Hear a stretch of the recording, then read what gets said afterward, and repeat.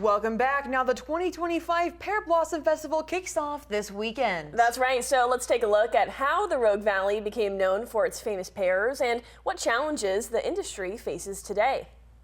It's Oregon's favorite fruit. Anjou, Bartlett, Bosque, Comice, year after year, pears have been Oregon's top-selling tree fruit and one of the state's largest agricultural commodities. When pioneers reached Oregon in the mid-1800s, all types of fruit orchards started popping up, most of them concentrated around the Hood and Rogue River areas. It didn't take long for them to realize the land was especially conducive to growing pear crops. Between so many different tree fruit crops that were explored for the reason, and pears stood out as the best. Dr. Anchala K.C., Associate Professor of Plant Pathology at Oregon State University, says pear trees thrive in Oregon's temperate climate. Warm, hot days during the summer and cold nights that favors the pear production. And with the addition of the Southern Pacific Railroad, Oregon fruit was exported across the nation.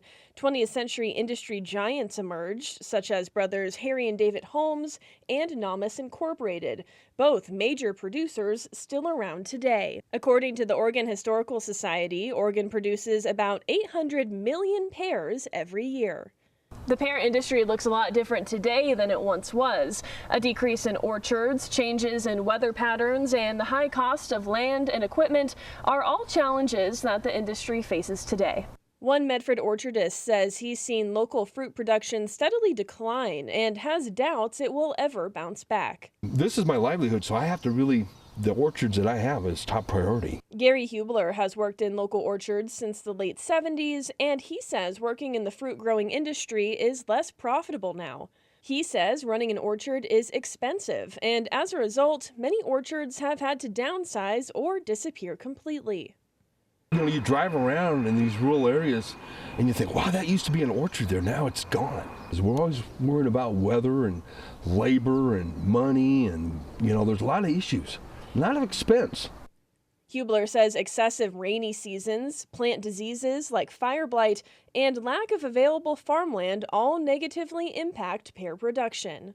Here, 20, 30 years ago when I bought my other place out there, I paid, $6,000 an acre.